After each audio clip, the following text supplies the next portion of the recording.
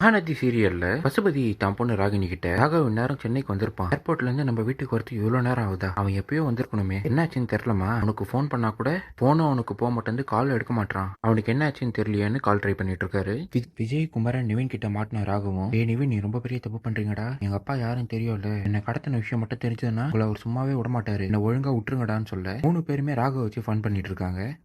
பொறு உங்க அப்பாவே போன் பண்ணட்டும், உங்களுக்கு தேவையானது கிடைச்சிச்சுன்னா உன்னை நாங்கே வச்சுக்க போறோம், உன்னை விட்டுருவோம், உங்க அப்பாக்கு நானே ஃபோன் பண்றேன்னு ஃபோன் பண்ணேன். ராகவும் பசுபதி கிட்ட அப்பா என்னை கடத்திட்டாங்கப்பா, என்னை வந்து கூட்டிட்டு போங்கப்பான்னு கத்துறான். பேசும்போது நான் சென்னைக்கு வந்தோடனே ஜெயா ஆண்டின்னு சொல்ல நிவின் உடனே போனை கட் பண்ணிடுறாரு. பசுபதியும் ராகினி கிட்ட ராகவ் யார் கடத்திருப்பான்னு தெரியல, ரொம்பவே கதறான். போன் கட் பண்றதுக்கு முன்னாடி ஜெயான்னு சொன்னா வேலை தங்கச்சியா தான் இருக்கும், நான் அவளுக்கு ஃபோன் பண்ணி பாக்குறேன். ஜெயா கிட்ட ஃபோன் பண்ணி ராகவ் விஷயத்த கேட்கிறாரு. ஜெயாவும் ஆமாண்ணே, நான் தான் ஏர்போர்ட் வந்து ராகவ் கூட்டிட்டு வந்தேன். வர வழியில நிவின் அவனுக்கு சர்ப்ரைஸ் பண்ணணும்னு சொல்லிட்டு கார்ல அழைச்சிட்டு போன். ராகவ் நிவின் கூட தானே இருப்பான், இன்னும் கொஞ்ச நேரத்துல வந்துருவானேன்னு சொல்ல பசுபதியும் கோவத்துல போன் கட் பண்ணிடுறாரு. இவன் தான் ராகவ் எங்கேயோ கடத்திட்டு போய் வச்சிருக்கான், இவன் ஏன் இப்படி பண்ணும், அவன் இந்த மாதிரி பண்ற ஆள் கிடையாதேன்னு சொல்லிட்டு இருக்க. பசுபதி கிட்ட இருந்தும் இவனோட அம்மா கிட்ட இருந்தும் நிவினுக்கு நிறைய ஃபோன் கால் வர ஆரம்பிச்சிருது.